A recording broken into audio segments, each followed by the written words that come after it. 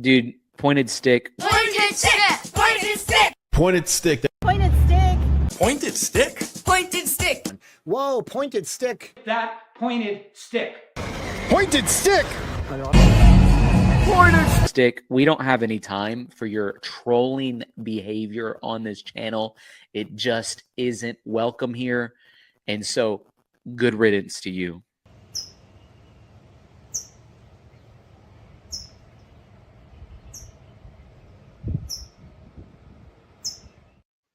Okay, so thing is, like, with this, like, a lot of people we might get some people filtering in, because this does go through God, what is it, the Discord server of the Vegas people. And Okay. yeah, you see at the top you have it looks like one person watching right now. Where do you see But that? oh, that's right. You're not looking at my screen. I'm sorry. Yeah, new mistake. So anyway, so everybody, yeah, just a heads up. This is my friend Polly. What's up, man? How you doing? How you doing, man? This is my friend Polly right here, and you know, we were just kind of discussing Vegas last night, and I kind of thought, it's kind of interesting to have, for lack of a better term, layman's terms on, you know, what the knowledge is as far as Vegas goes, and what general public kind of think about, you know, what happened that night. So yeah, welcome to the shit show, Polly. Thank you. I mean, here's the deal. I don't know if you've seen a lot of stuff lately, but like lately there has been a whole hell of a lot. As far as there's been a little bit of an uptick in Vegas stuff, and I don't know if you know. Do you know who Ian Carroll is? No. Okay, Ian Carroll is this. You like to say you're a conspiracy theorist, right? I am a conspiracy theorist. Okay, you like to say that. And Ian Carroll is like the number one fucking trolling pain in the ass conspiracy theorist on the internet. You should probably look him up. You'd probably get a kick out of his shit. But, you know, me personally, you know, I've never been really big on a lot of that stuff. And I'll be honest, like, I was a huge conspiracy guy. You know, I thought I was all into the 9/11 being kind of weird, strange. That's an understatement. Yeah, there's a lot of weirdness in 9/11.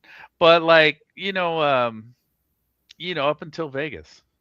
And I'll be honest, like Vegas was a problem because, you know, Vegas is where I saw a lot of the crazy shit. Started to see, you know, people just saying some stuff that was easily debunkable. And you know, obviously wrong, false, and stuff like that. And then you ended up with a lot of people with those claims that could not admit that they were wrong ever. Like you could show them, like, you know, I know one of the early things, right? And I don't know if you ever heard this one, but one of the early things was people were trying to say they were zip lining to the palm trees. Yeah, I heard that one. Yeah. Oh my God. And I know the guy who made that up. I know the guy who started that. Used to talk to him all the time, man. I don't know whatever happened to him. You know, hope he's doing well, even though he doesn't like me anymore. But you know, he when he made that claim, it's like, what? Like, you think this 70-year-old man is on a zip line going to a palm tree so he can snipe people? And I mean, you think this guy's a Navy SEAL or some shit like that? It's crazy. It's crazy. You know, he's yeah, no, that wasn't happening. And, you know, but it was kind of easily debunkable. And somebody I even went over there into Vegas and took a picture of the palm trees. Like, how the fuck are you going to climb up one of these fucking palm trees or climb down one of these palm trees while people are running from bullets being fired? Right. And, you know, plus palm trees probably wouldn't hold the weight of a fucking grown man anyway. Well, I don't know. Palm trees are pretty sturdy. Yeah, those are kind of small ones, but you know, but yeah, it was easily, you know, dropped and stuff like that. But you have a lot of people, and this is the one thing I always have problem with the conspiracy crowd is even if you can prove somebody wrong, or they have zero evidence to back up what they're saying, they refuse to drop it, or even consider that they're wrong. You know. And that's always kind of one of my biggest problems. Personally, I've been wrong about a lot of things within this Vegas stuff. I've been wrong all kinds of times. I've been called out numerous times for having my facts wrong, my information screwed up. I'm an old man, so I don't remember a lot. But and I have zero reading retention. But that's just me. I think it's a problem being an alcoholic from the years of 18 to 21. And you knew me in those years. Well, you met me in those years. So we crossed paths a few times. Yeah, for sure. And so in that process, I lost a lot of memory, and through the process of this Vegas thing, I forget a lot of things, and I get screwed up on my facts from time to time. And but I'm willing to admit, hey, yeah, I fucked that up. I'm wrong. And so that was kind of part of the issue. But thing with the Ian Carroll, right? So Ian Carroll, this guy, he's posing a lot of people take him seriously. Like a lot of the conspiracy crowd take him seriously because he is a popular conspiracy theorist. He actually is. If you look him up, you'll see. He's very popular in that space. And I probably do know who he is. I'm just really bad with names. Yeah, he's this guy, like, he dresses like Fonzie. He looks like fucking Fonzie. He's trying to relive the fucking 50s and shit. I mean, whatever, dude. He's got a porn stash. I mean, he's got the full fucking thing going. A porn stash? Really? Yeah. Let me see if I can find something on him. I'll find something on him real quick. I'll find some YouTube fucking Ian Carroll fucking nonsense.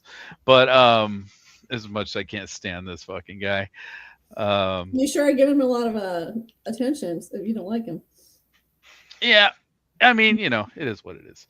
But yeah, I just want you to see, like, but no, the reason is because lately he's been throwing a bunch of stuff out there about Vegas, and I've been seeing he got I guess I'm blasting my ears right now because Ian Carroll likes to monetize his shit.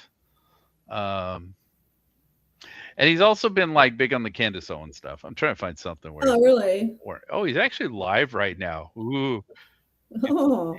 He's fucking live. I wonder if he's trashing you too at the same time. Oh no. I'm just kidding. You don't know who the fuck I am. Which is yeah, it's kind of weird. He's not. He's wearing a freaking. Okay, well, I'm gonna play him anyway. Just a couple minutes. He's. I think my understanding is he's actually on Candace Owens' side. Like there's some big conspiracy over who killed Charlie Kirk. So I think that was one of his things. And this is this dude. He's later on, I'm sure I'll give more context of the actual pieces of evidence and the timing of when Candace got them and the timing of Mitch Snow getting. Yeah, and I'm sorry, Candace full of shit. But but that's Ian Carroll, right? So Ian Carroll has been doing stuff lately. Yeah, it's total porn. He does have the porn stash. Yeah, look at that, dude. Total porn stash. Last time I saw him, he's been he made kind of headlines because that dude, that white nationalist kid, what's his name? What is his name? Oh God, the guy that went on Tucker Carlson, they gave everyone gave Tucker Carlson a bunch of shit for platforming the fucking dude. You know what I'm talking about? I do. I can't think of his name. Fuentes. I can't stand him. Yeah, Fuentes. Nick Fuentes. Nick Fuentes and this Ian Carroll guy have been going back and forth with the whole Charlie Kirk fucking nonsense. And Nick Fuentes, by being in the spotlight all of a sudden because of the Tucker Carlson nonsense, he threw Ian Carroll back in the spotlight because he started throwing shade at Ian Carroll because all of a sudden everyone's got this huge interest in Nick Fuentes for some reason. So that was kind of because Candace used to work for him. She used to work for Nick Fuentes? Mm-hmm. Oh, I didn't know that. Okay. See, well, same company. You know more than me about that than I do. Don't get me started on Charlie Kirk, dude. I could go on for hours. I mean, look. Yeah. Crazy Polly and her, conspiracy theories. Yeah, I mean, and the thing is, you don't know, you don't have a lot about the Vegas stuff, so I don't, but I do want to say one thing about the zipline thing. The theory that I heard about the zipline was the second shooter used the zipline to get out afterwards. Oh, okay. That's what I heard. Oh, okay. Yeah. That wasn't. I don't think that was the original. Probably I not, don't, but I'm sure it got spun into that, because that was a guy named Secrets, I believe, that came up with the whole palm tree thing, and he was saying the snipers in the palm tree. I do want to talk about the viral video that went viral with the two policemen were standing there after the shooting happened, and all these people were just casually walking past like nothing even fucking happened. Well, I'll tell you this, man. Like, I had a friend who was there. I had a bunch of friends over there, to be honest with you, a bunch of coworkers, and my one friend was there, and she told me, and I think I actually found her in a video, to be honest with you, and it's like really brief, and I can't completely tell if it's her or not. But she told me she came over one night, and I was going to do an interview with her. There's a lot of drama breaking out within the Vegas stuff, and because of the drama, I canceled it, and I said, "Nah, we're not doing this, dude. I'm not going to have people doxing you out, trying to figure out who you are. Fuck them." But she was telling me that night, because I asked her like what happened, she was running through it, and she's like, yeah, she was stuck there, the shooting was happening, she was in the bleachers. I do know she's in some video in the bleachers the day before the event happened, the shooting happened, and so I do know where she was kind of at. Why was she there the day before? Well, because it's a 3-day concert, right? So she was there for all 3 days of the festival. Okay. So, and then she, there's also video of her screaming underneath those. Well, she was in the bleachers, but there are people under the bleachers doing video, and it's some video that came out a while back, and she's under the bleachers screaming, and but what she told me was like she was stuck, right? She was fucked, her daughter was with her niece, and they went and ran up to the stage, and they were sitting next to the stage when all that shit broke out. So they were in the crowd of bodies that were all, laying on top of each other, thinking that the shooter was on the ground or something for a bit there, or thinking that was going to be a safe thing to do, right? Duck and cover. Yeah. The old South Park thing where, when a volcano hits, duck and cover and it'll save your ass. Nobody knows what to do in that instead kind of emergency. Fucking running. Yeah. Well, I mean, you couldn't run at that point because the ground was covered in bodies, man. I don't know if you've ever been in the old. I don't know if you'd ever been in those old raves, like the really old I went raves. to Coachella, and you were literally tripping over people's bodies. Yeah, where you're because they were passed out, and I literally was tripping over people's bodies. Trying to leave things like that, right? So it kind of gives you some perspective on how. That situation was, right? Your only option is to walk over people, and in a polite society people don't do that, so even when they're being shot at, obviously. But so anyway, she told me a story to get, excuse me, to finish that story off, man, and to get back to your point, she was saying like, she sat there through the whole 10 minutes of shooting.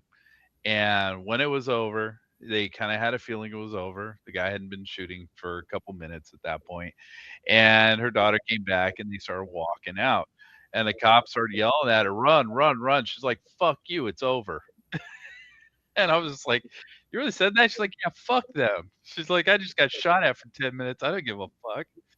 I was like, damn. And that's kind of friend that, that kind of girl this girl is. That's exactly who she is. She would definitely do that. So I can understand why at some point people are just kind of just like, fuck it, whatever, it's over, it's done, we don't care anymore. Okay, because I just remember that video going viral, like look, it's all fake, it's all false flag or whatever. Oh, Mama, it didn't really happen because everyone's just casually walking past the police after it actually happened. Yeah, I mean, there's a lot of photographs too of people just kind of chilling next to the cops, and the cops are hiding behind the cop cars, and these dudes are out there, playing Angry Birds on their phone and shit. I know, right? But you know, I mean, hey, people do weird shit. That's true. Yeah. People do weird You shit. never know how you're gonna act in a situation like that. Right? Yeah, and I think I don't know if you were the one I was having that discussion with. It's like these like true crime things. Everyone always says, "Oh, this is weird. This is weird. This is weird." Imagine if somebody came into your house right now. Like, imagine if all of a sudden you just vanished. Let's say you just like disappeared for like a week, and your family was fucking worried and all that sort of bullshit. And the cops came into your house. What would they think? Like, how weird are you? Like, how do you have weird shit in your house that they're gonna be like, dude, what is up with this chick, dude? She's like some weird, like, I got all kinds of dumb shit, right? And and I'm kind of nerdy, so I got a lot of nerd shit and stuff like that. I got swords. You're white and nerdy. Yeah, I got swords. I got I'm a nerd arrows. as well. Yeah, and so like, cops come into your house and all they do is come into my computer room. They're like, "What the fuck?" Yeah, exactly. So like, people do weird shit. This We're all weird. girl's a weirdo, dude. Everybody's strange in their own ways, right? And everybody acts in True, strange ways. true. All you got to do is go down, to your local airport and watch people, and you'll see people doing weird shit. People do weird shit.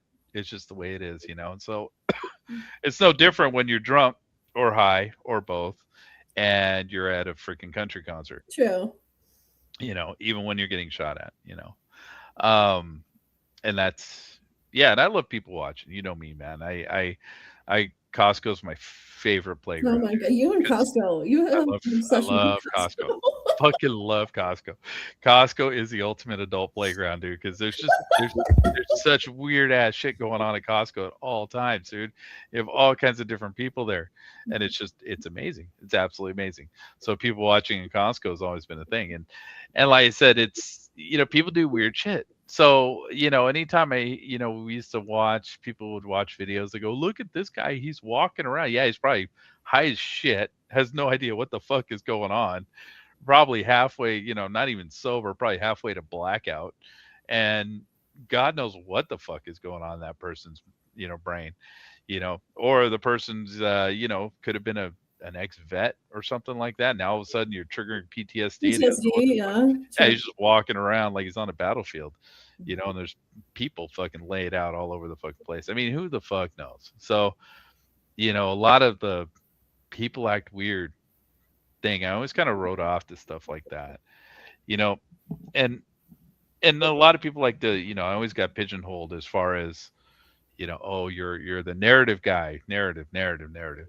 And it's like, to a point, yeah, because the narrative makes more sense than. Okay, I have a weird question for you. Okay. So how many people actually died? Well, that night, 58 plus a dude who shot him.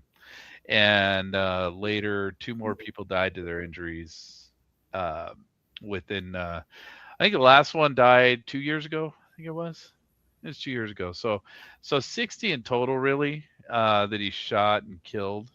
Okay, so these 58 the night of the shooting. Okay, so these people have actually been verified, actual real people.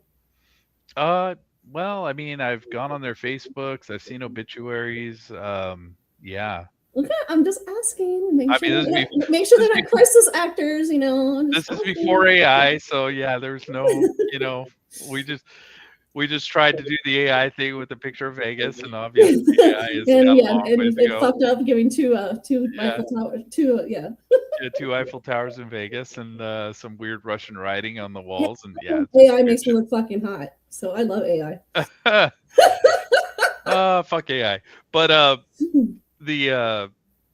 so like, it's just when you get into like, there's the big one. The biggest conspiracy theory through the whole thing was a guy named Hoover, and this is why people like I guess I used to call them tourists, right?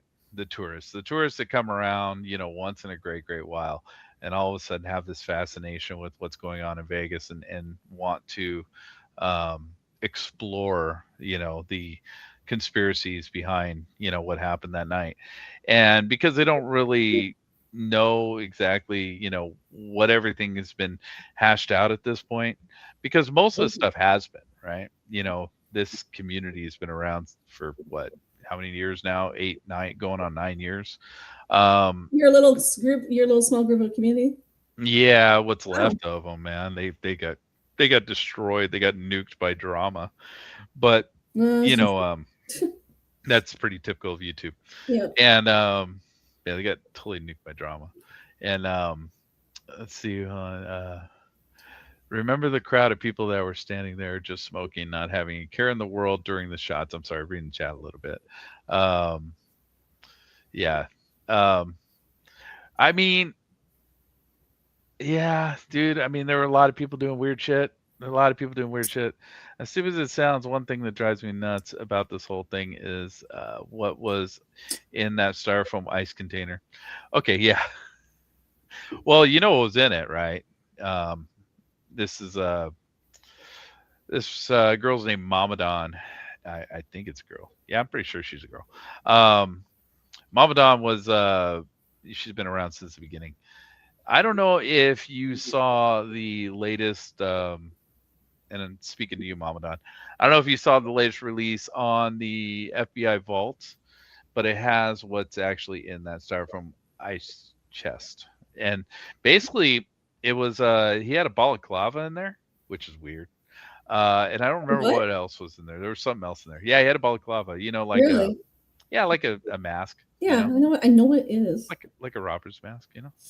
Shit, I didn't know what it was until I read that. I was like, what the fuck is a balaclava? You've never done four-wheeling? No, I thought a balaclava was like something they wear in the Middle East and shit, you know, for the fucking women to not show their faces.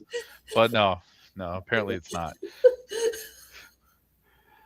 Yeah, Mamadon, go on the vault, type in Stephen Paddock, and you will see that there is there's recent well, not recent, it's kind of it's been a while. Let me see if I can look it up real quick. But why wasn't in an ice cooler? It was, so he had an ice chest. He brought an ice chest, like a you know, one of the shitty ice chests you buy at the you know, the Gas station. Gas station, yeah. There you go. And yeah, he had that up on the wall, and or he had that up on a counter, and you kind of never really knew what was in there. And what the hell, man? What else was in it? FBI pisses me off. It's I can't remember what the other thing was, damn it. And I'd have to it'd take me a while to look. Okay, so here I'm gonna show this real quick. Yeah, balaclava. That's the word of the day. Use it a couple times today, man. Keep in your head. Let's see. So here's the vault. So yeah, as you can see at the top here, we have here, let me make this a little smaller here. You have Stephen Paddock, part 1 and part 2 up there. So all you gotta do is go in the vault, do a search for Stephen Paddock, and you'll find it. And it is in there. I believe it's in part 2, if I remember right. I don't want to go through this whole thing here, but I believe it's all the way at the end of part 2 where they have the stuff. I could be wrong, but it does have the evidence. Yeah, this is it right here. So you do have to do some, like, the FBI doesn't make anything easy, and the way they do things is really stupid sometimes. So it's very stupid sometimes. So in order to do it, you have to go through and figure out. So here you got like item number 53, vitamin water bottle with contents from cart of Mandalay Bay hotel room 32134E. So 32134 is obviously the room number. E is the area within the room number. Now we can kind of tell that it's off the cart, so we know that the cart was in the hallway section of that room. So E would be considered, you know, that area of the hallway, and it's item number 61. Well, why is this item number 61 when this is item number 53 over here? So you have kind of issues. Now you think item 61 doesn't even freaking exist on this sheet, so you kind of have to go through and figure out what they're talking about. You know, magazine from and I think I think that might be the item. No, because this is a room number, right? So a magazine from item 11 of Mandalay Bay Hotel Room 32135, item 28. So now you got to figure out what item 28 is, what evidence they're using for that, and it's a pain in the ass. But they do have on here. You will see some things that will directly correlate to. It'll say. Something such as, or is that no? It will say, ski mask or roll of tape from cargo area of Chrysler Pacifica. So they do have some explanations, some of it, Oh. which I believe is why we could find out what was actually in that that container. But a lot of this, it gets a little crazy. The one thing that was interesting about it is he had earplugs in a bag, and the bag looks like the bag was in the bedroom, up against a wall. He had earplugs, right? But he didn't wear them. Instead he went and he grabbed what is that? Oh, it's Discord going crazy on me. Instead of the earplugs, he took toilet paper and shoved toilet paper in his ears. What? Just strange, really strange. It's just one of the strange things. It's one of the really strange things about this whole, incident. So I believe, let me see, let me get this off of here because I don't want to go through that whole file there because I'd have to be prepared for something like that because man, this is crazy. That's just too much. But yeah, he had earplugs. And if you kind of look through that report, you figure it out, obviously there's a dead body. The earplugs were sitting behind his bed in the bedroom in a suitcase. So you have the bed right here, and then you have a bunch of suitcases behind the bed. And one of these suitcases was a pair of earplugs that he never put in his ears. So really strange, really strange. You're gonna need to spell that for me. I got it. You want me to spell it? Spell what? Spell what? Oh, balaclava? Yeah. You can if you want. All right. B as in boy, A-L-A-C-L-A, V as in Victor, A-S. Or A, sorry. Military use them too, by the way. Oh, balaclavas? Yeah. So do robbers. Yeah. Oh yeah, okay. So Ramadan, yeah. If you haven't been around in a while, here is. I'll show you this real quick, and I'll go through kind of how we got this information. If I can find it, here we go. Okay, so this is Levi Hancock's body cam. So this is because like I said, Ramadan's been around since the beginning of this whole thing. She's suffered through all the drama and all the BS, and she's kind of been around, and she kind of knows everybody within this community. Everyone's always liked her. So the thing is, this is Levi Hancock's body cam, right? They said they didn't have Levi Hancock's body cam. Now here's the thing, right? And I will give this up here because I'm kind of done with this, hiding this fact, and I've hid this fact for a while. I told it on another stream at one point, but nobody watches all the way through my streams because, they're usually really boring. But see, you kind of talk a lot. Yes, because I hate dead air. I hate dead air. Like that is like number one radio journalism. You do not have dead air. That's the first thing you taught me about live streaming. Don't have dead air. Exactly. And you're good. You can talk. No, I know. You can definitely talk. So, I mean, it's just right now. This is kind of a off the wall subject for you. It is, but I'm enjoying your chat. Some cool people. And this was a last minute thing. That, yeah, you kind of put me on the spot. I was like, what? We're doing a live stream on Vegas of all things? I was like, yeah, why not? Fuck it. Come talk to me. Keep me company. And you look like, I mean, you can't see it, but we have 7 people in here, right? That's the most I've had a live stream in a very long time. So you awesome. had a chick's voice into a live stream, dude. You got it. You double your audience. But anyway, People don't want to hear me talk all the time. Everyone's heard me talk. Anyway, so to get to this, right? So who cam footage is this? I'm sorry. This is a SWAT officer.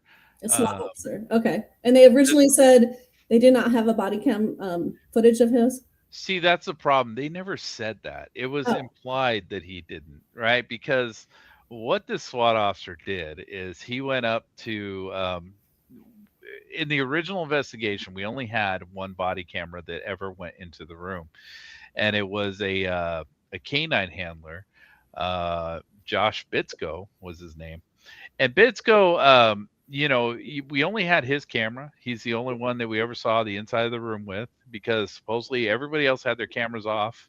There was no other footage, according to the LVMPD. And so the way this came about was interesting, because last September, I think it was, a lot of people all of a sudden started joining the chat, and we're like, well, and there's a Discord for this, and a lot of people on this Discord. And okay, Mamadon, this is from Levi Hancock's body cam. Here, I'll play a little bit of it here. And why is it blurred out though? Because that's personal documents. Oh. The cops' faces. That's him looking through his stuff. Yeah, on and that's the going to counter, be the same as his driver's obviously. license address as well.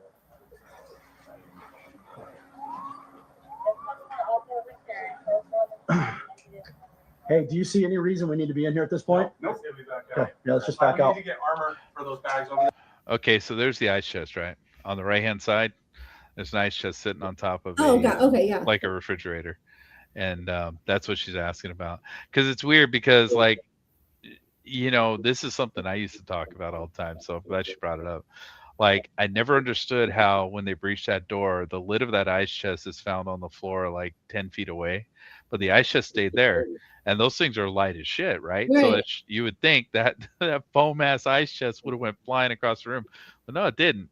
And that's because it had stuff in it. But there was, I can't remember what the other thing was that was in there, because there's multiple items in that ice chest. I just remember the balaclava, because I'm like, that's weird. That's weird that he had one. Like, what was he planning on doing with the balaclava?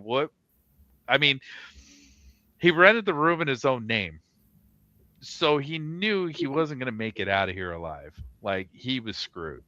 And I know a lot of people like to say it wasn't him. This isn't the guy who shot everybody and all. This wasn't Stephen Paddock. This wasn't the guy who rented the room. Is not the guy. It's a dead body on the ground. Whatever, dude. I'm cool with that. But you got a balaclava. Like, why? What was the, like, it never got used, obviously, but what was the plan for that? Like, what was the original plan for that? Because obviously you're the dude, you rented a room, you shot a bunch of people outside of that room, you're done. Like, your life is over at that point.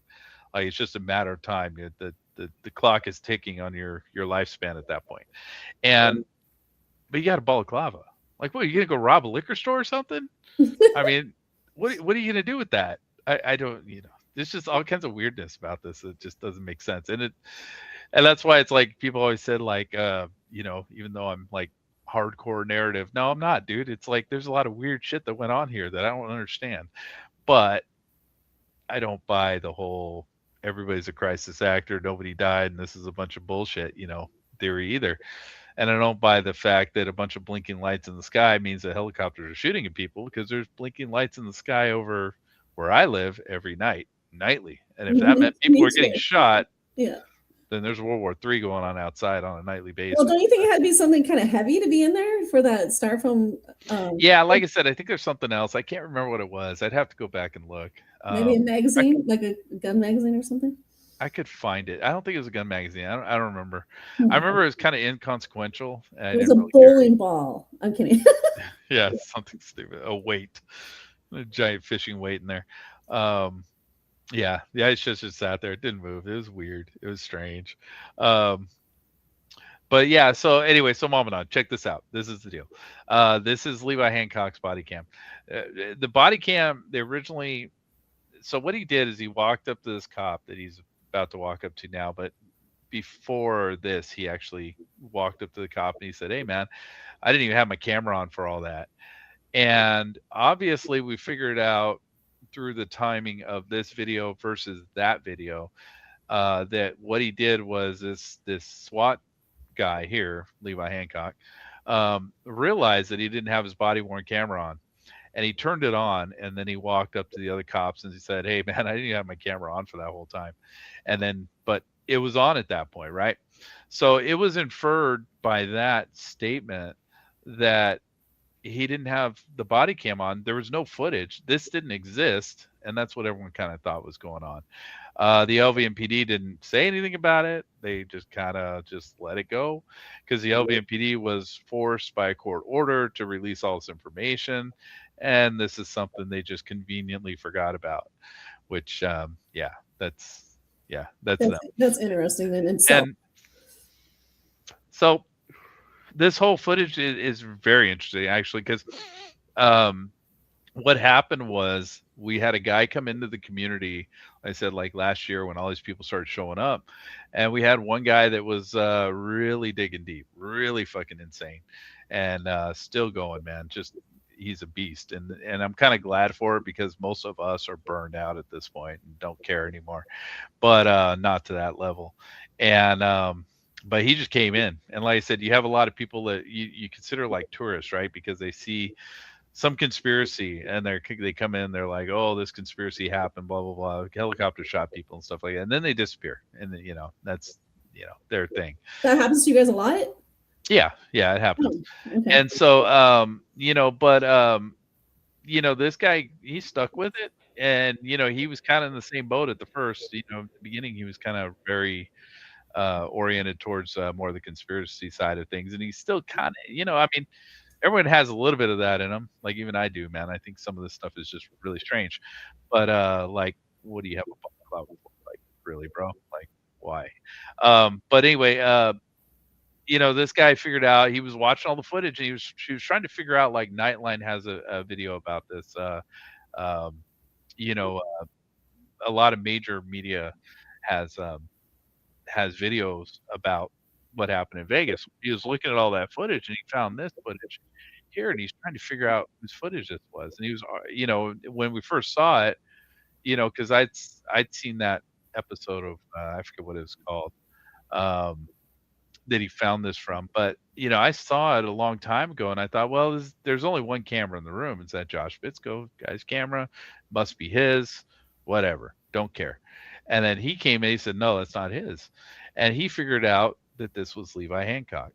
And so we went on a mission to get this footage. To get this footage was a pain in the ass because, I mean, a lot of these people don't want to call the LVMPD and give up their name and stuff like that. Plus, this stuff's expensive. When you do a FOIA with the FBI, it's cheap. But when you do a FOIA with the police department, they want money. Really? They make money off this shit, man. It's crazy.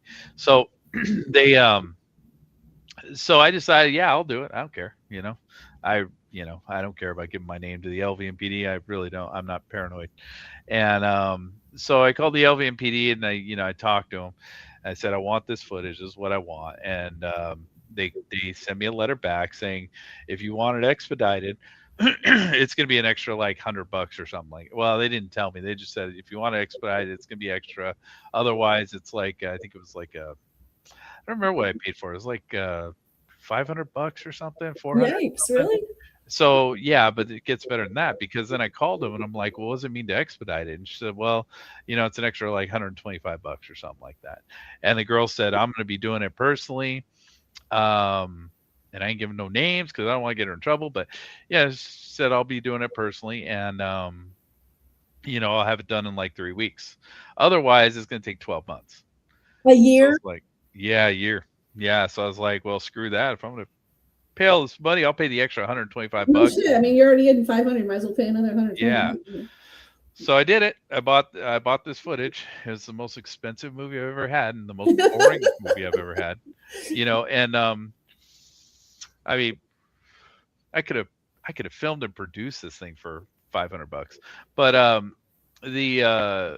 so anyway, so I got the footage from the LVMPD, and originally it was weird because originally they blacked this whole beginning out all the way up. They used the black highlighter. They redacted everything, huh? Yeah, they redacted the shit out of it. So, what was his brother's name? Was it Bruce? Boy, he was a real wackadoodle character. You want to talk about strange things having to do with this whole event?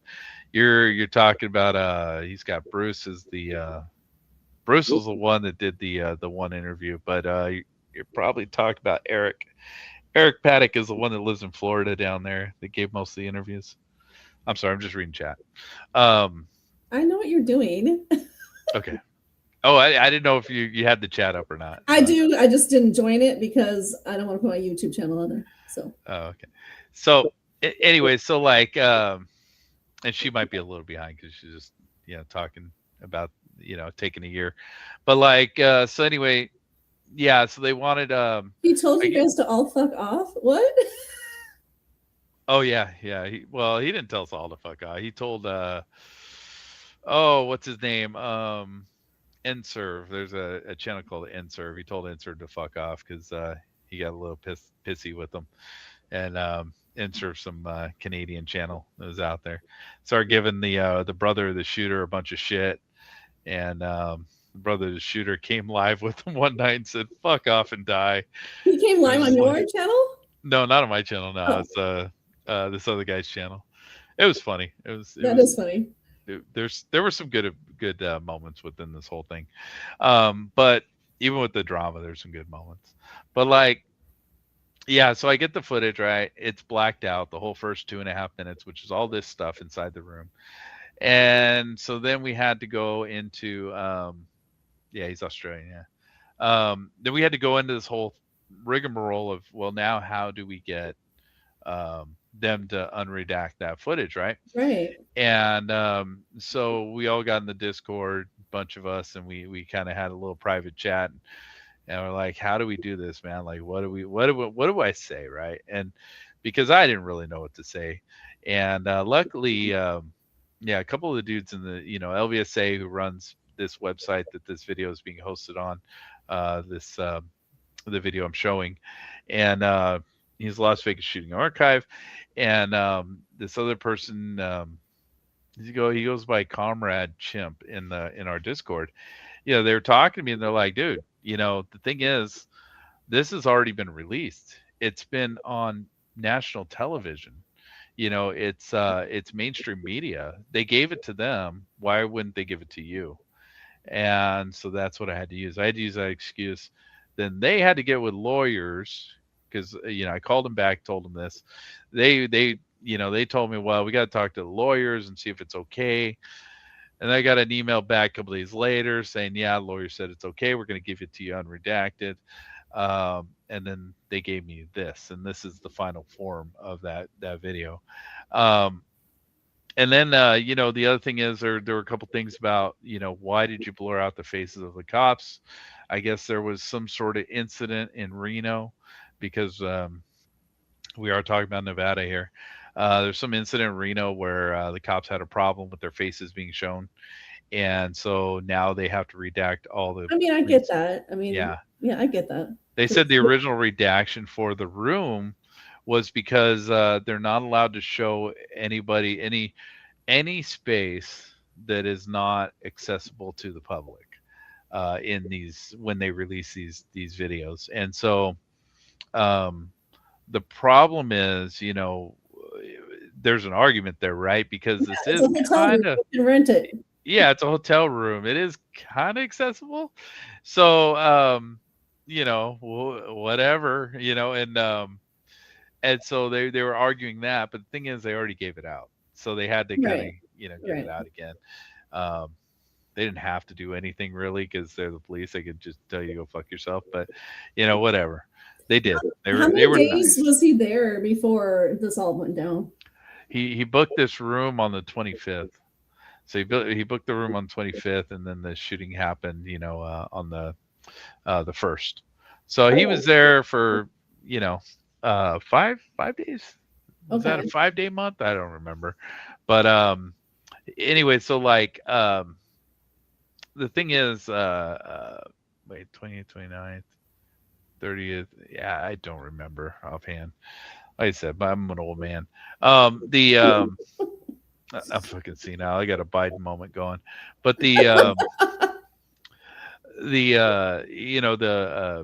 so anyway, so the other interesting thing about this, the most interesting thing about this whole video is when I talked to the girl, I said, look, is this going to go in the file with the rest of the documents that anybody can get anytime they want? Because you can actually take a hard drive over to the LVMPD or a flash drive as long as it's 2 terabytes. And you could take it to the LVMPD. It has to be in the packaging. They're not going to take anything that's already, been tampered with. And they will put all of this, the information from this event that they have released publicly, they will put it on that flash drive. So I said, well, is that going to be part of it now? So can then, next time I just ask for a damn, bring you a damn hard drive. He said, no, because this file was mislabeled. That's where things get fucking weird, right? Because it was in the wrong file. Like there was something recently, I don't remember what it was, but there was a case recently, some sort of true crime bullshit, where it was the same thing. They said the police are saying, yeah, it was mislabeled. That's why we didn't have the evidence. And it's like, yeah, dude. That is sus as hell. Yeah, it is. That is so sus. It's shady as shit, And so like, and I'm not normally like conspiracy kind of minded in all this, but that was weird. That was very strange. Like that that they did that. Mislabeled file, my ass. Anyways, Mamadon, if you want I think this is the second to last video LVSA's put on his channel. LVSA's channel, you can go on there and you can look at it anytime you want. Changed rules during this past event, being they should have given this anyway. You're right. They should have given this Angela's Angela's been with us for a long time too, as far as the community goes. You're right. They should have given us this to us in the beginning. I shouldn't have had to pay anything for this because they already gave it out. This is already public, because that's the way it works, right? Once somebody gets the information, they've already that you're paying for them to edit it and to put it out. And once somebody pays to have it edited and put out, it's supposed to be, accessible to everybody. The public information at that point. Yeah. But they still charged me. But I was just like, fuck it, dude. I'm not gonna fight them on that. Just gonna do it, So, I paid. I'll be right back. All right, no problem. Let's see how you can just change the rules. Some other incident. Yeah, there was an incident in Reno. Had nothing to do with this. And what happened is no, you're getting this mixed up. No, the incident in Reno is what caused them to blur the faces out. There was some sort of incident in Reno where the cops, I think a cop got in trouble, did something they shouldn't have been doing or something. I don't know. But because of that, and I think a body cam had something to do with it. Because of that, they now have to blur all the faces of the officers in the body cams. Probably had something to do with all the wacky times of the freaking BLM riots and all that sort of shit where they're doxing officers and stuff like that. I'm guessing, but I don't know. But it was around that time. So it was around 2020 somewhere when the policy changed to redact the faces of the officers. And even in this video, you'll notice like when they go into the stairwell, because they do go into a couple different stairwells here, they redact the stairwells. They completely just black that out and you can't see nothing, can't hear nothing. Or actually you can, they do have audio, but you can't see it. And so, I asked her about that too. And I don't really care about the stairwells. I know what they look like. Don't give a shit. So I wasn't going to fight her on that. But the reason she said that a security guard opened that door. So I figured that door was not accessible to the public. I'm like, well, it's a stairwell. So if it's not accessible to the public, somebody has some fire problems going on because that is not legal. But, I was like, I don't care. You don't have to re-edit it. I'm not going to fight you on that. But you'll notice things like that. They do black out the body. Obviously, they're not going to show that. They don't show his documents. There are a couple of moments where they silence the audio, and while the cops are just talking. So that's interesting. Like that's something I'm surprised more people aren't talking about. But at the end of this, what's really crazy, I mean, it's a good thing to watch. It's a good watch, man. You know, even though I talk shit about it because it was expensive, it is a good watch because at the end there, they end up on the 4th floor and they were looking for a certain room. I forget what it was, 234 or something stupid like that. But they're looking for a particular room and the room didn't exist. And they're being called on by dispatch to go to that room, you know, go check that room out because we're getting reports of something happening in that room. And they go to that floor and there is no room. The room don't exist. And, you know, and Levi's like, these guys got it all screwed up. It's up on the 32nd floor. And he's arguing with them. And they're like, you know, no, there's a, you know, we're getting reports of that he booked room, you know, for whatever it was. It was like, it wasn't even close. It was like 218 or something like that. Just a dumb room, just random ass room number. Had nothing to do with 134, 135. It didn't even sound the same. It's just, it was the 4th floor and it was like room 218 or something stupid like that. Well, why would they send them there? That's the thing. You know, that's one of the weird things about this, right? Like why, who, okay. So my big thing with all this stuff is generation of information, right? Where's the information come from?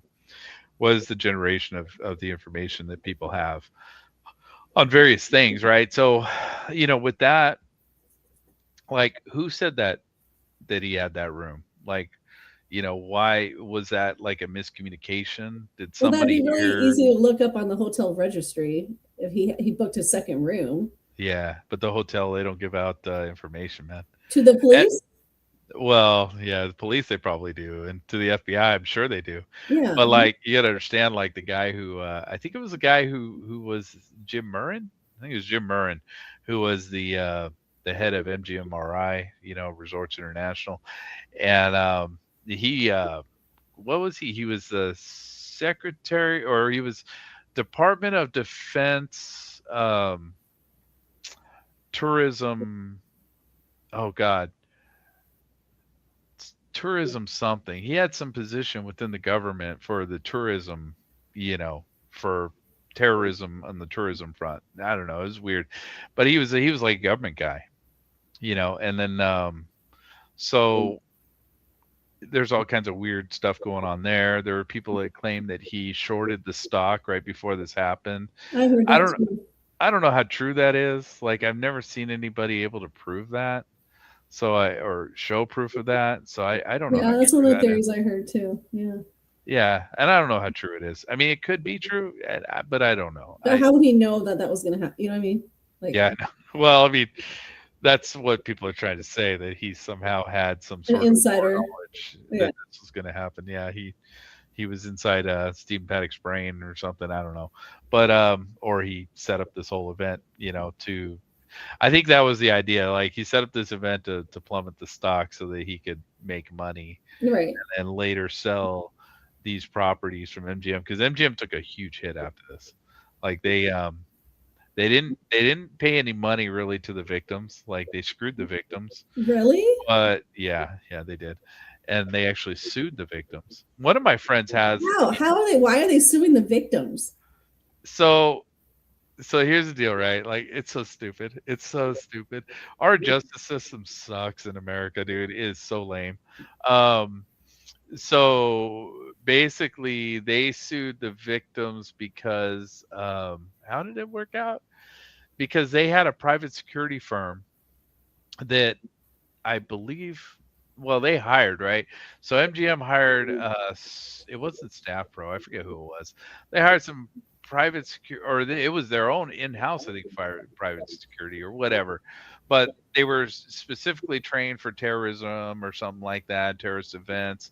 So basically, what the MGM was saying, well, no, you can't sue us because we hired these people. You have to sue these people because they were the ones that should have stopped the event from happening, even though it happened within our own property. And both properties were owned by the MGM. Right. They went and they filed a lawsuit against they filed some goofy ass fucking lawsuit that went nowhere against the victims to try and play some lawfare to take the blame off of MGM. Right. You have to go back and look at it because I don't really understand it. It was so stupid. Well, my friend was, one of my friends at work, he was saying, he's like, yeah, I got that letter. And he's like, it's sitting on my mantle. I never opened it. He's like, but I knew what it was because his friends got the same letter. And, so there was no compensation for any of the people that actually got killed? There was. Okay. From MGM or from who? From MGM. Yeah, and it was okay. very minor. They settled in court, and I think it took like 6 years or something. Yeah, I'm sure. But it was very minor, considering your loved one lost their life. Yeah. Yeah. And I mean, and it wasn't just that, it's like the survivors too, Right. because he shot, supposedly bullet injuries were in the 400s. I think it was 424 or something like that, 420 something. People that, they know of that had, bullet related injuries. And then the rest were all trampling and stuff like that, broken ankles, stuff like that, people jumping over fences and walls and stuff. Right. But, so yeah, everybody's putting their hand in that cookie jar for sure. But of course, yeah. They didn't want to pay out. They didn't want to be responsible. They want to know liability. And I think a lot of this was liability based, my interpretation of what happened here with the LVMPD hiding certain information, changing timelines. Yeah. There were like 3 different timelines. There was one, the original one that I can remember was that there was a security guard up there when this all went down. Like there was a security guard up there when this all went down. And it was weird. It's like, well, why was the security guard up there when there was shooting going on? That's weird. It was, there was a security guard up there, but originally they said that the security guard was up there before the shooting took place. And then that timeline changed to where the security guard got up there and the shooting was already taken place. And then actually the second timeline was the security guard didn't get there until after the shooting had taken place. So there was like 3 different timelines that the LVMPD went through. And, to me, it was always like, that sounds like liability to me more than anything. Right. It was an armed security guard? No, he is unarmed. Well, what's he going to do? Yeah, but that's not the point, right? It gets to a courtroom and all of a sudden you're going to be like, hey, you had security up there. You had somebody up there. You had somebody standing outside of a door where somebody was shooting, down. Like, what the fuck, man? Like, you had a security guard up there. Why was he up there? Like, you had a guy with a bunch of guns on the other side of a door and you had a security guard on the other side. Why didn't you do something, do anything? Try to get the guy's attention, something, anything. Start screaming, bloody murder, whatever. But, they tried to, it seems like, originally that was the original timelines. He was up there before this all happened. I think they didn't want it to look like he kicked it off, right? Right. Because what if that security guard knocked on the door and all of a sudden the dude started shooting? Right. That looks bad, right? That looks really bad for, when you go to court. It's like your security guard started the shooting, and they're going to have to argue that, well, yeah, he was going to shoot anyway, right? And then you got to deal with that whole nonsense. Well, my question is, how did he get all those guns up there and not one person noticed? Well, it's Vegas, right? You've been to Really? Vegas. I know you've been to Vegas. I've been to Vegas many times. Yes, and so I think I would notice if some weirdo was like bringing cases and cases of guns into a hotel room. I think I would notice that. Yes and no. I mean, there's a couple of different facets to that, right? So, and I get what you're saying. I mean, yeah, he was bringing up heavy equipment, man. Right. And so, like, these bags had to be really heavy. He broke all these guns down, I think. Well, I'm sure, but still, it looks like, but, and I mean, I'll be honest, like, fuck the guns, dude. The ammunition would have been Right. heavier. Right. I mean, that ammunition would have been freaking insane, dude, because he had thousands of rounds up there, and ammunition is not light, and so the guns I could almost see, the ammunition's tough. Bring up boxes and boxes and boxes and boxes of ammunition. It's just insanity because he loaded a lot of this stuff Oh, while he was using a staying private there. elevator?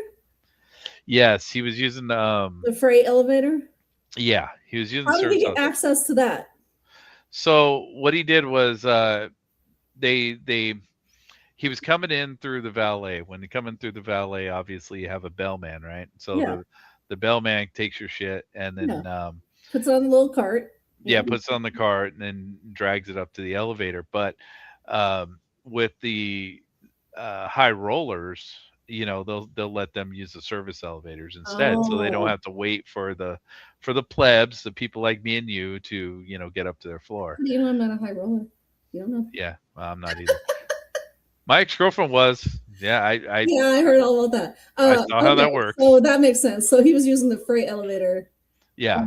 And okay, that makes sense. Yeah, and so what he was doing is he wasn't carrying this stuff himself. He was, he had these various bellmen do it, and I think there were three different ones or whatever. And he was also carrying some of it up himself, right? He would go out and get a little roller suitcase or whatever and bring some stuff up from time to time. How much luggage did he have with him? He had a lot. He had 20-something bags. I don't know. Somebody was trying to count those the other day, or not too long ago, and it was quite a bit of baggage. Wow. So here I'll show you this real quick because you asked the question. And let me see, where is it? It's that right there. All right, so this is let's see, security. I just had it on here too. Oh, bellman Jorge Morales, October 6th, approximately, whatever, don't care about any of this. On September 25th, he's working his shift, received a ticket from registration desk to escort Paddock and his bags to room 32135. Morales remembered Paddock from past days, but didn't know anything specific about him. Morales introduced himself to Paddock and confirmed the room of 32135. Paddock requested to stay with his bags and use the back elevators or service elevators. Morales stated Paddock's request to use service elevators was not unusual. He explained it is not uncommon for VIP guests to be escorted through the service elevators.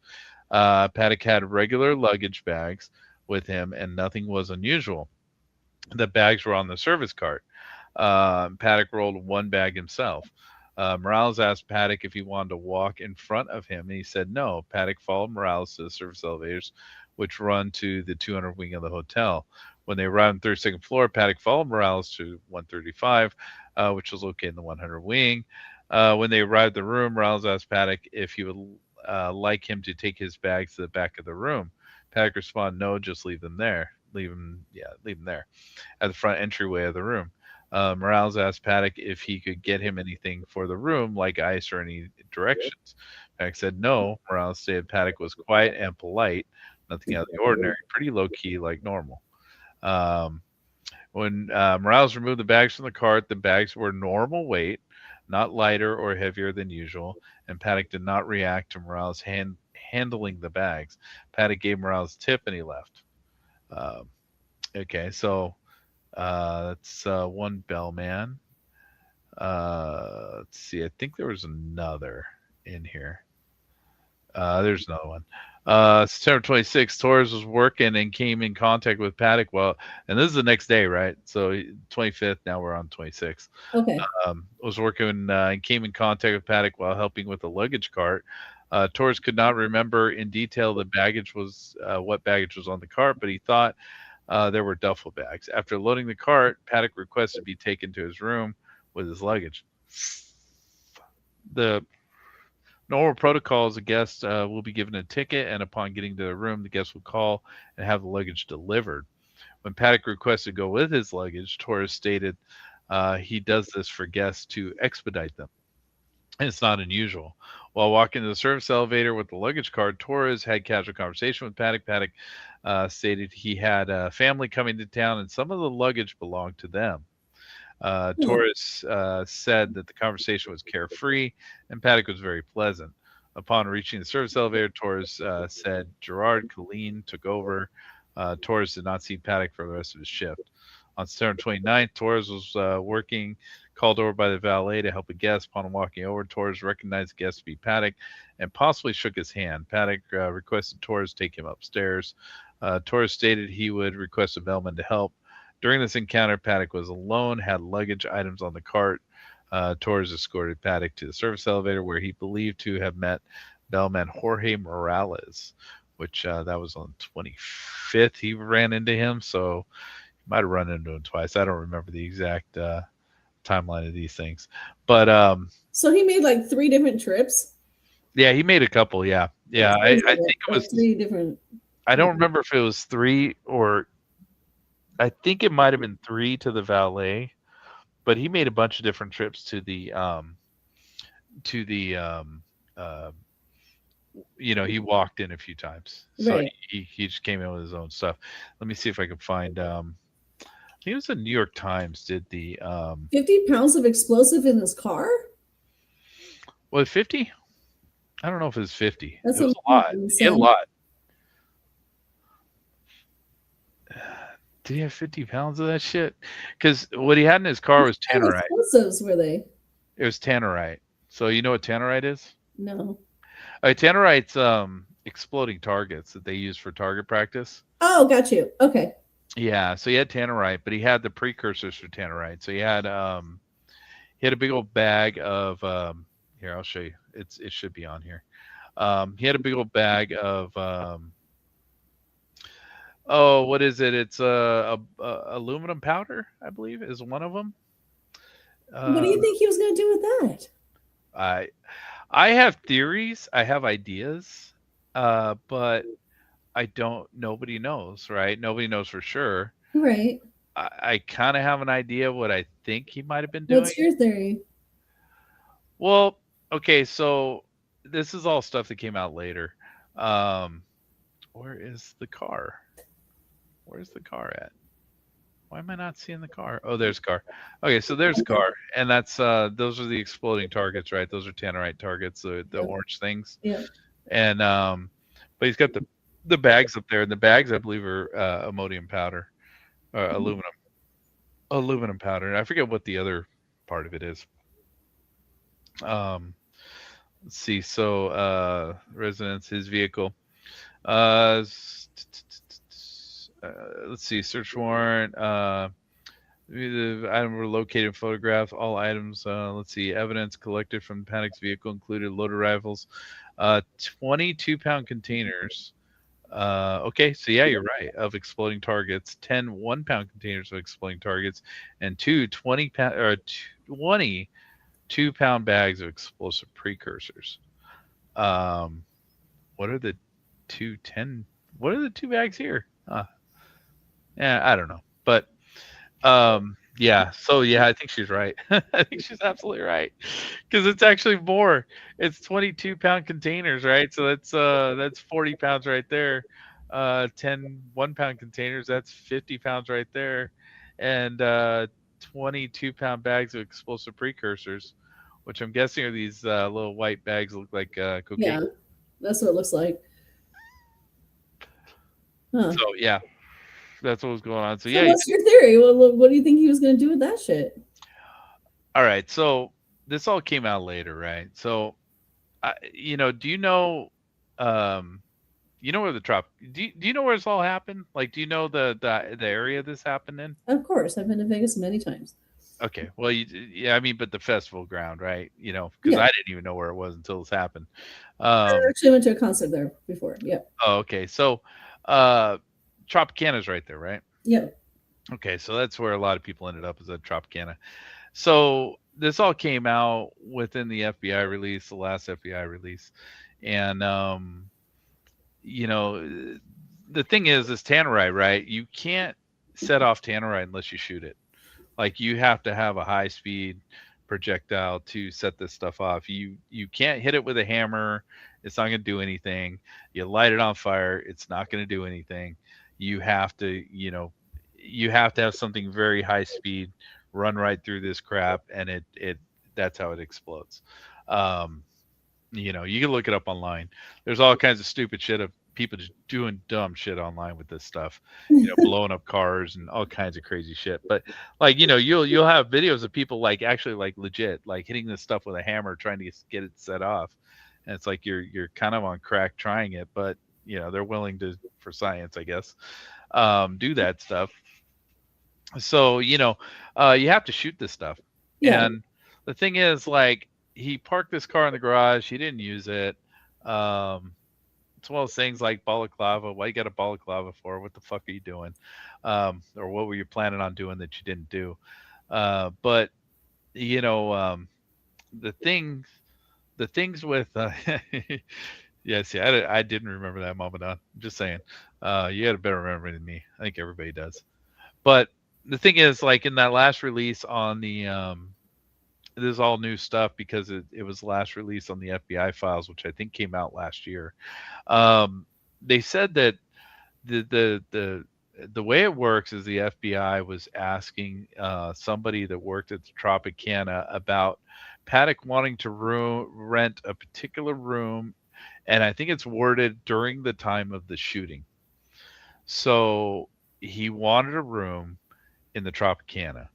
Tropicana didn't give it to him, because they must have had somebody in that room. That's the only explanation I can think about, because he spent $36,000 at the Tropicana earlier that month, between I think it was the 13th and the 15th of the month, I think, if I remember right. My dates may be a little off, but somewhere around there. So earlier that month, he gives you 30 grand, and now you're not going to give him a room he wants? That's weird, right? Yeah. Somebody must have been in that room. That has to be, that's probably the only reason. It was argumented. Yeah. It's the only explanation I can come up with. So, but he wanted that room, right? And while he was staying in the Mandalay Bay, he wasn't happy with the room that he had. He didn't like the rooms that he used.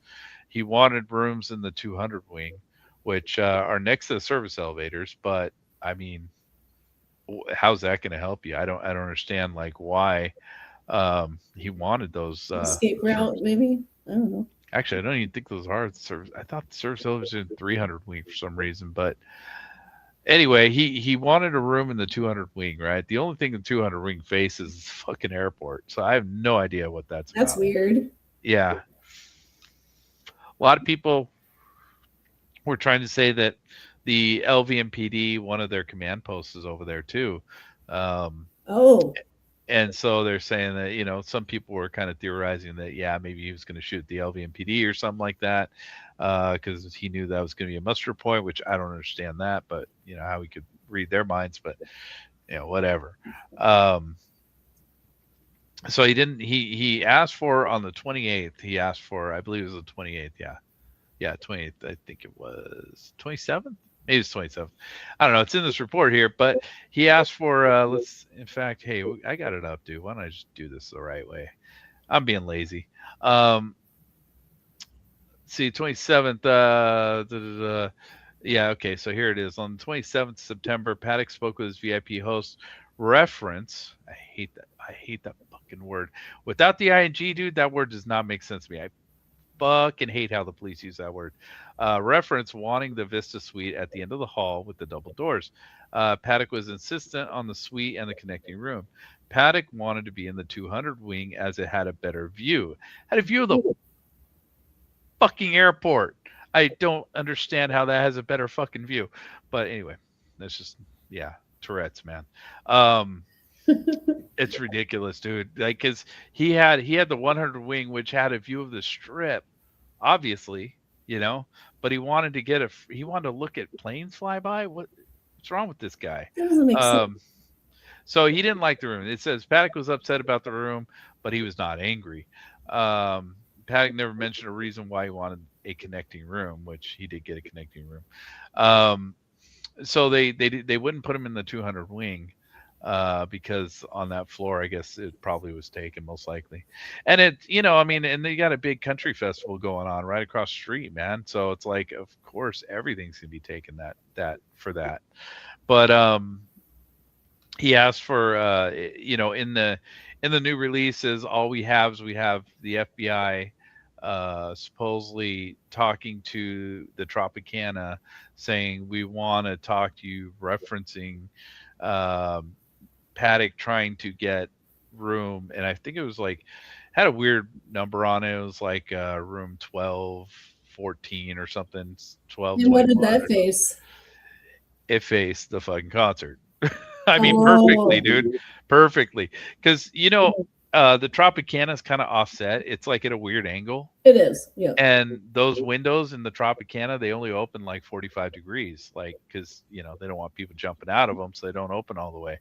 But they have like they're like, I believe they're like the old school windows with the little winder at the bottom, where you can wind them open. I mean, it's an old hotel, so yeah, probably. Yeah.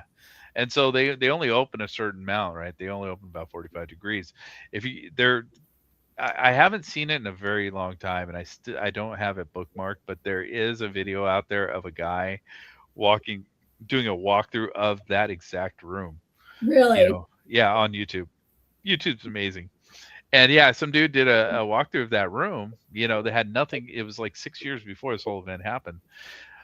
But he did a walkthrough of that room, and it was creepy because, you know, he looked out the window at one point, and he wasn't focusing on the window. He just like kind of walked out. Oh yeah, we got a view out here. You know, and dude, it looks straight down the festival grounds. So to get back to the Tannerite, right?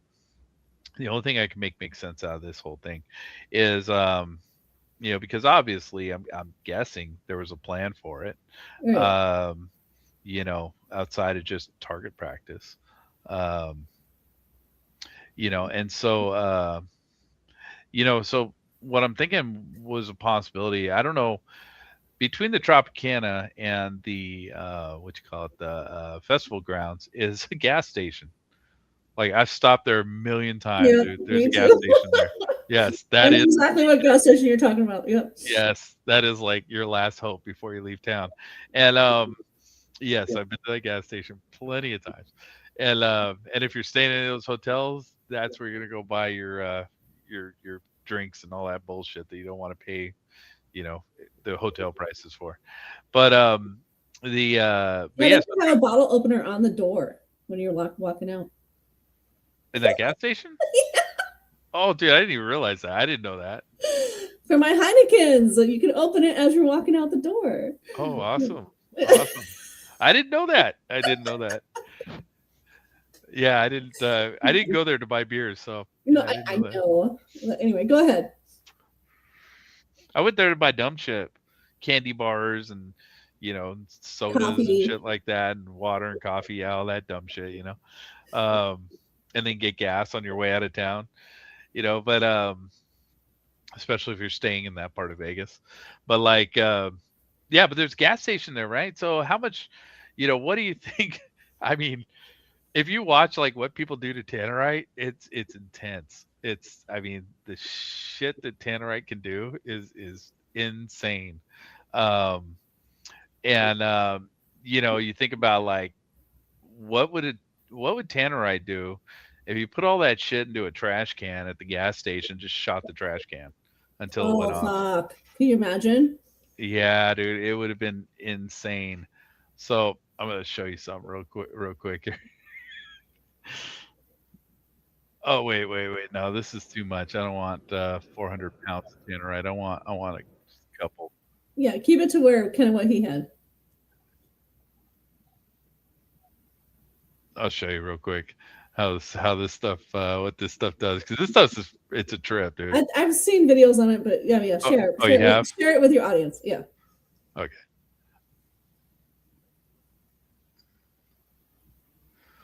So Tannerite brand is a binary exploding target. That means it's extremely stable and can only detonate when struck by a high-powered rifle. When used properly, the Tannerite brand has no spark when detonated, so it cannot start any fires. There are other exploding targets on the market, but there's only one Tannerite brand. There you go. There's your advertisement for Tannerite. Tannerite. I need some Tannerite. Should be here we go. Here's some Yahoo fucking shit.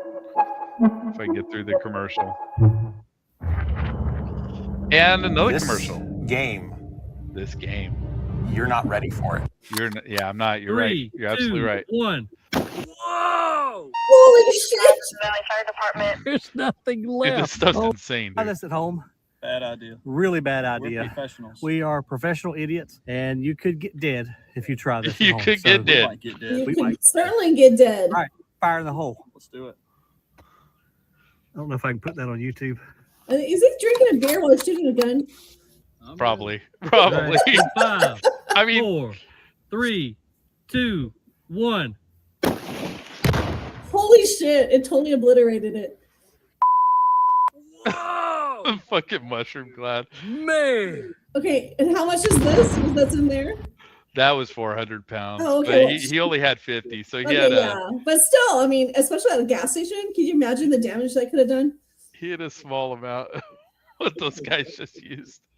But yeah, so like that was my thing, right? That's what I always kind of thought. Like once I saw that he wanted that room, I'm like, dude, like what's So wait, he wanted that room before or after he rented the other room?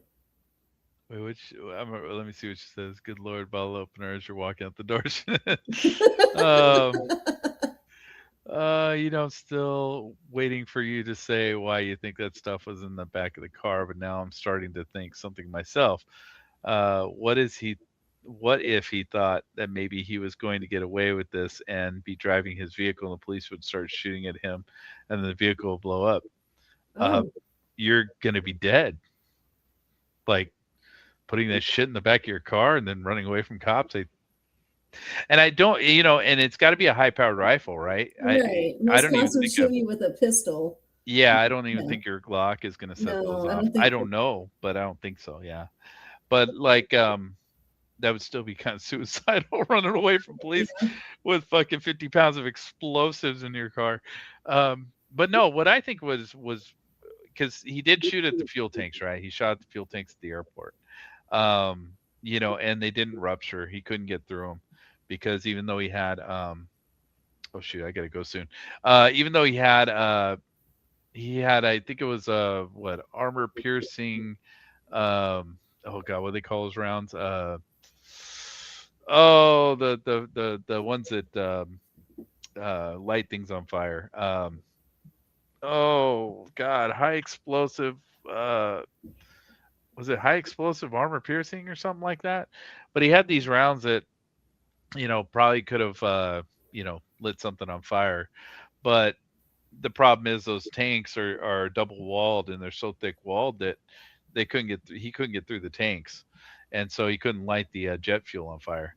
But he did try. He shot at them a couple times, and and there's some debate on how many times he shot at them, and yeah, that's my debate that I argue with everybody about. But the if he would have been at Tropicana, dude, he's got a gas station like literally right there.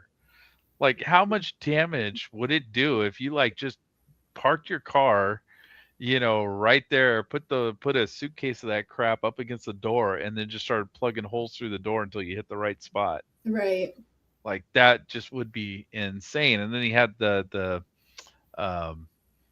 rounds that are, oh god, what are they called? I know, I'm trying to think of the name too. Yeah, I mean, but he had rounds that could start a fire, so he could have blew up that damn gas station and just lit it up.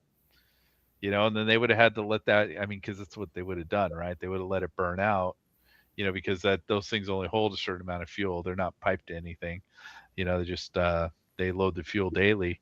So until that gas burned out, it'd just be a giant inferno, right there next to the concert. But why you would do that, I don't fucking know. But why you'd shoot at the freaking jet fuel at the airport, I don't know either. So I have no idea. But yeah, that's a couple little things about that stuff. That's something that I always thought. That was incendiary bullets. Incendiary. There you go. Thank yeah. you. I just Googled it. Incendiary rounds. Yeah. Yeah, I can't say the word. Yeah.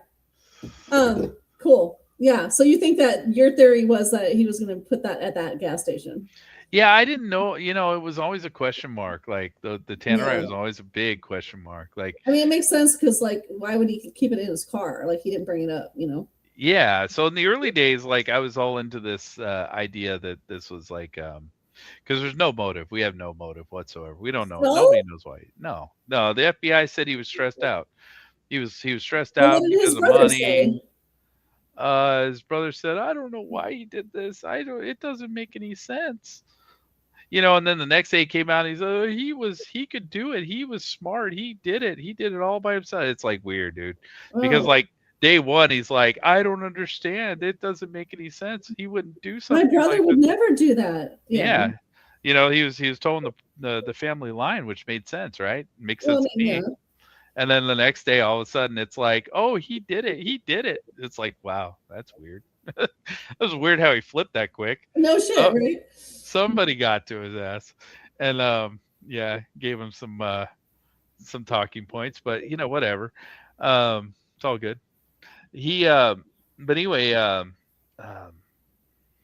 the tannerite, yeah, it was just one of those things that like I always thought, okay, check it out, dude. Here's something really stupid, and it's just where my mind goes because I'm not a psychopath, so I can't figure this stuff out. But you know, what if like you were selling guns? Everyone argues with me, says, well, you're not going to sell your own guns. Of course you're not going to sell your own guns. That would be stupid. You know, selling guns to, you know, people that are in your name. But you know, what if you're selling guns? What if you're selling guns in bulk, right? What if you're some CIA fucking spook or some crazy shit like that, and you're selling all kinds of stuff? And if you're doing that, let's say to cartels or something of that nature, because there was some of that cartel stuff in the old Laura Loomer days, because Laura Loomer used to be a part of this community. She was? Yeah, she got her. Oh, I love her. I love her. I love her stuff. She kind of got her start in this whole thing.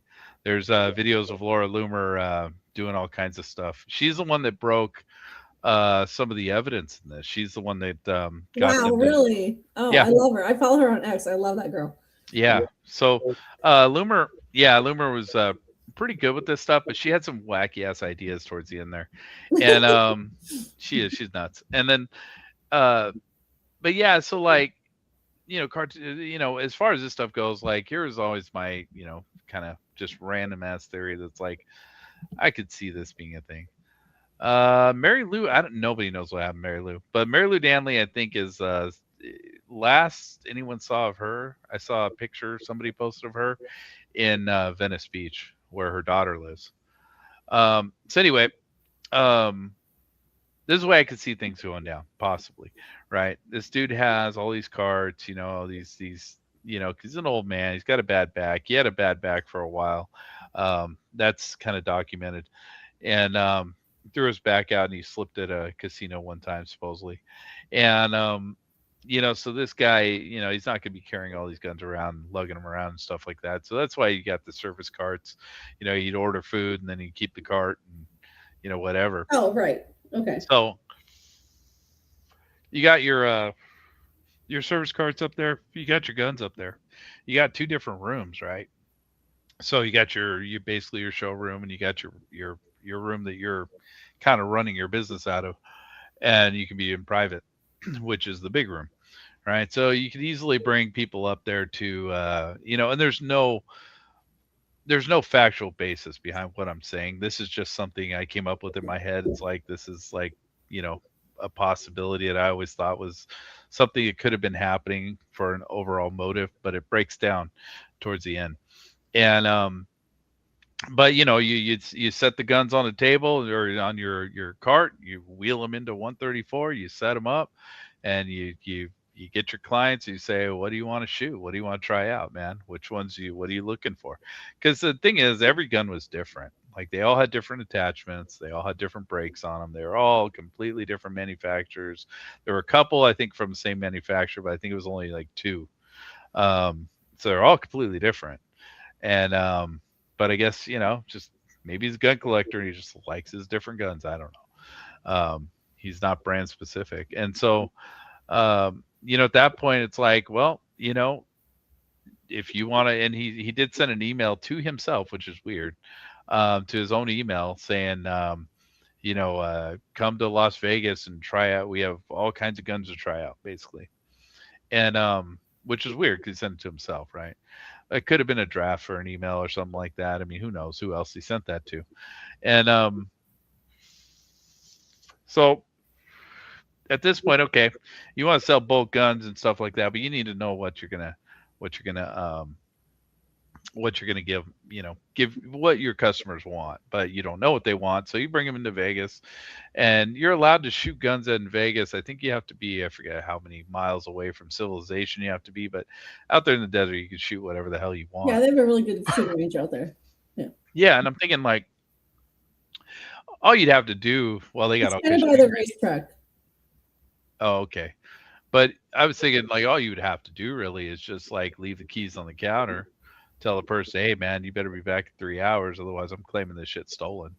And you know, let your customers go out there and you know, shoot at your targets, right? You got a whole car full of targets, right? You don't know what guns they want. So you got a car full of fucking targets. You don't, you know, there's no guns in there. There's a bunch of ammunition in there. So it's ready for shooting. And you just figure out what they want. You load it into the car and say, okay, see you in a couple hours. And well, is there a video of people coming in and out of his room? Nah, that's the problem, dude. There ain't right. Like, wouldn't there be video of people coming in and out? Like, nah. Well, no, because they don't have cameras up on those floors because of liability, right? They don't want to be liable for, like, let's say divorce lawsuits, stuff like that. You know, people having hookers up in their room, stuff like that. Oh, I wasn't sure where you're going with that. I'm like, yeah, they don't want the liability for all that. Because they're high roller. Okay, gotcha. Yeah. Okay. Well, none of them. They don't have cameras in any of those floors, so What? they just, yeah, they don't. Not in the actual like hallways. Oh, Not for the elevators do though. The elevators do, yes.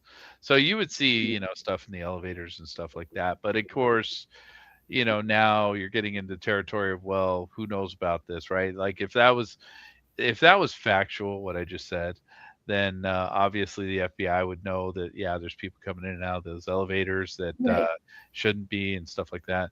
I mean, the other thing is, you think about it, this guy was such a high roller. I mean, who's to say he didn't get rooms for him at that hotel even? True. You know, and now you got the hotel involved in a conspiracy that led to a lot of people being fucking killed. The hotel ain't going to want to say that.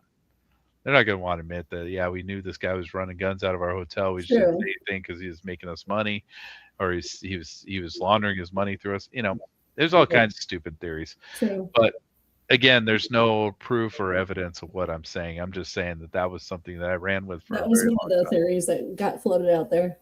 Yeah. Okay. And yeah, and then the key cards. You know, there was a big thing. She's talking about the key cards right now, which I don't have a lot of time to go too far into the weeds on this, but the key cards were crazy. In this report, let's see. Oh, I don't have the report up. Dude, I gotta get my shit together and do this. Hey, don't be late for your dinner. I know. I gotta go in a minute. But in this report, let's see. Is there any way for me to rotate? Let's see, rotate. All right. So in this report, you have, these are the key cards. The door. There's just one page of it. The door stuff, right? So this is every time that you swipe a card at a door, or you do something with the door, you open a door or whatever, you do the deadbolt on a door, it logs it. Oh, and wow. This is what's called a lock interrogation report. Huh. So you see down here, this is 32135. This is one of the rooms he had. And we're on the 30th of September, 6:12 a.m. You got 6:05 a.m., 6:04 a.m.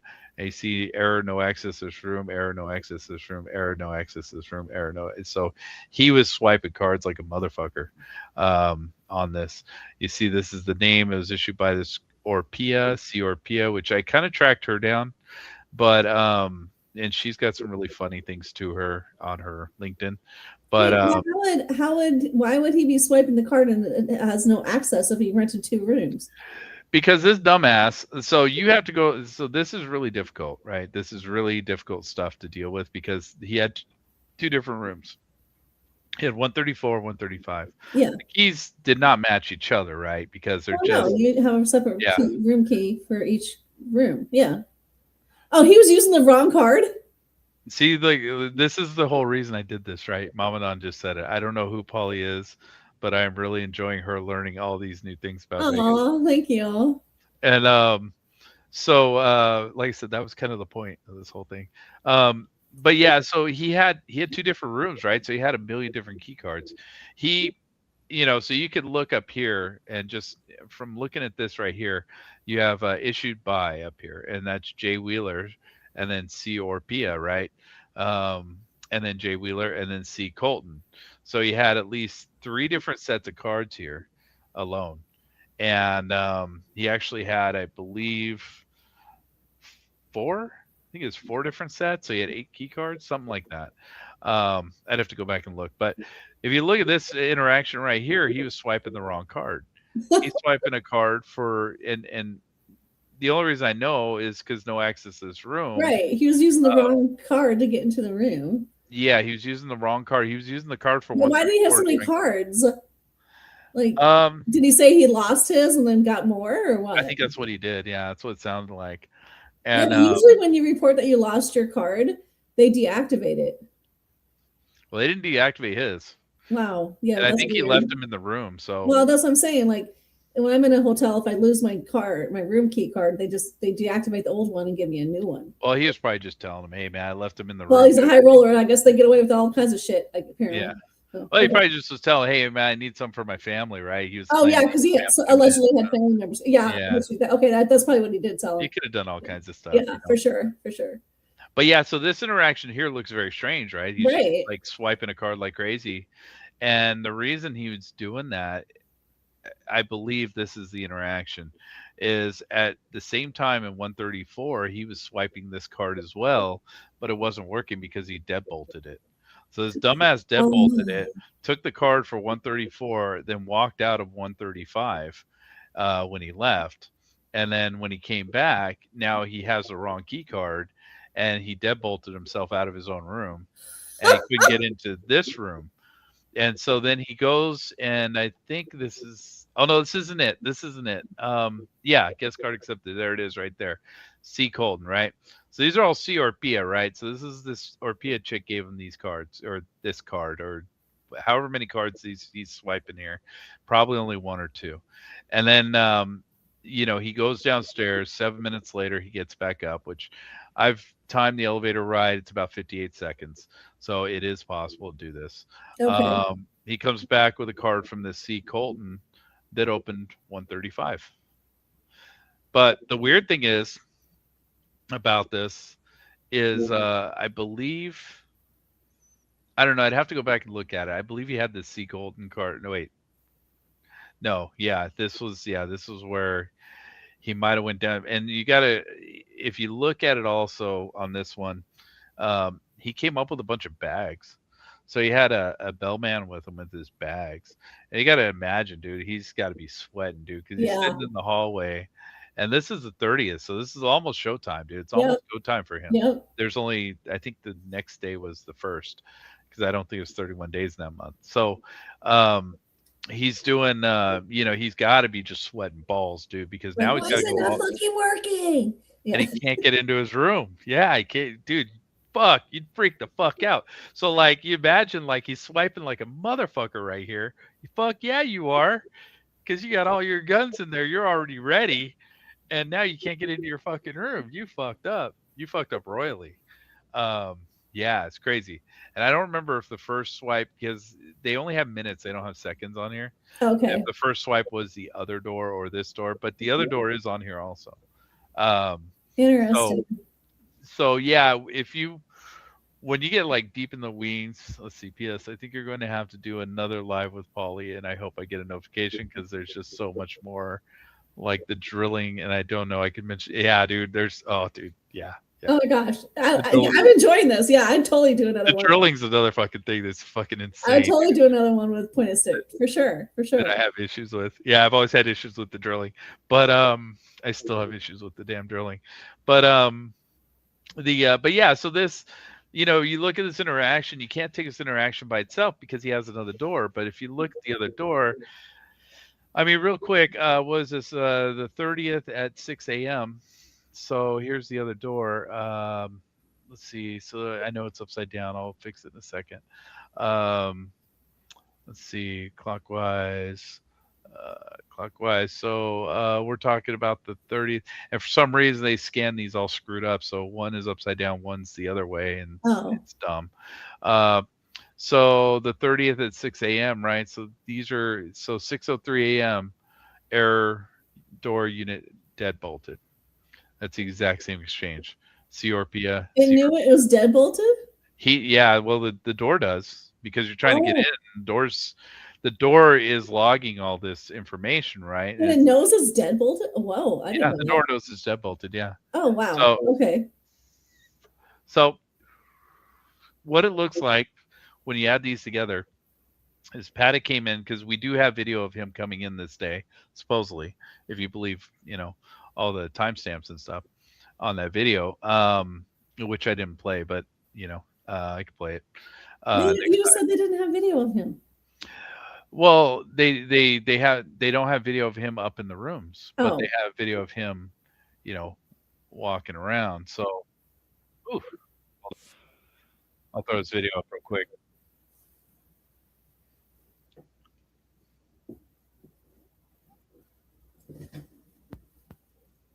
Let's see. Vegas gunman in the days before his mass shooting. He cuts a lonesome figure as he moves through the Mandalay Bay Hotel, playing video poker for hours in the casino, buying snacks at a newsstand. So I don't want to play the whole thing, but and then I don't know if you know the Mizuya sushi. Like, this is where he's eating. He ate at Mizuya sushi. I ate there, man. I know Mizuya pretty well, but yeah, this is a video they have of, you know, him kind of walking around, stuff like that, walking around Vegas, him walking around inside the Mandalay Bay a little bit, but they don't have any video of the rooms. So they do have him, like, let me see, I'll find a spot where he's carrying the bags up. So there's him. It's showing that he padlocked the one room. I mean, he deadbolted the one room, and then locked himself out and tried using the wrong key card to get back into the other room. That's what it looks like to me when I broke this down, and you tear these apart. It looks like what happens at 6:03, he came up, boom, your card doesn't work. See, he doesn't know why. Right. All he knows is the card don't work. All he knows is, like, I have a fucking plan of mine, and now the fucking door won't open. And I mean, and you can imagine he's trying to get into 134, right? So even though this guy was a dumbass and he deadbolted himself out, he's trying to get a 134. And he took a key card for 134. Yeah. But the dumbass didn't realize he deadbolted it. And so he comes back and he's like, shit, I can't get into 134. And then he's trying to swipe the key card in 135, and he's like, oh shit, because now he realizes he fucked up, and he's gonna have to leave his bags with whatever the fuck is in those bags the day before he's gonna do the shooting, you know, with a doorman that's standing outside of a door. And hope like hell the doorman doesn't try to unzip one of them. Yeah, with this whole murder fucking arsenal inside that door. No shit. You know, and he's got to go downstairs, get another key card, unless he told the bellman to do it. But I don't know if they would hand the bellman a key card for somebody's room. Probably not. Like, I mean, you have to prove that you're the guest. I have no idea, unless he called downstairs and. Maybe. I mean, by that time they knew who he was. He'd been staying there. Yeah, that's possible. It's possible, but and then that would explain the 7 minutes, I guess. But true.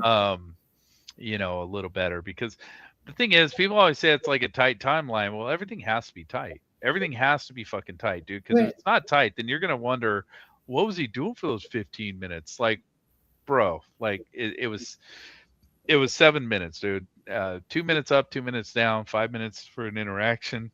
I Yep. mean, it might work. It might work. It's tight, but that the lobby for the high rollers is right downstairs from the elevators, the main elevators. But you also have like I think it's a 30-second walk down that hallway. I think we timed that also.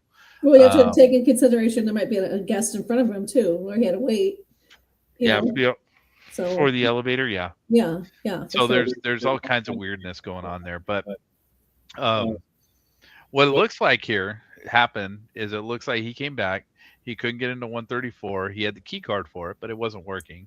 He freaked out. He started swiping it into 135. Then he went back to 134, swiped it again here, and it's still not working. And he's freaking out at 135, just swiping the card like crazy because he figures, well, if it's not working here, it's got to be for 135, right? Yeah. And so, you know, and he couldn't get in. So then he had to go downstairs and get a card. He got a card. He opened that door, which I showed on the other sheet there. And then at 6:13 a.m., deadbolt released. He realized he fucked up. Yep. So yeah, as soon as he walked in there, he went in there and he's like, "Oh shit!" He's like, deadbolt. "Fuck!" Yeah. Yeah. And then you see door open from the inside. So he did the deadbolt. Then he opened the door to make sure the door is working, and then he closed the door. Yep. So there's a lot of this weird stuff in this. Yeah, that's crazy. I mean, if you're gonna mass murder people, I guess sometimes you fuck up over simple shit like this, right? Yeah. She's got a point there. It's funny because you're wondering why he didn't remember that he had earplugs, yet he can't even figure out how to get into his room. Sorry, I'm bringing up all this stuff, but I'm loving the Polly doesn't know anything about it. Yeah, so yeah, I like it too, man. I had fun, man. I'm glad you came on with me for this, but I do have to go because I definitely have dinner plans. Enjoy your dinner. You know what I'm doing. So yeah. Anyways, Mama Don, thanks for sticking it out. I think you're one of the lonely survivors of this, this stream. But everybody, yeah, have a good day, and I'll see you later, Polly. I'll talk to you later. I'll see you later. Bye. All right, bye.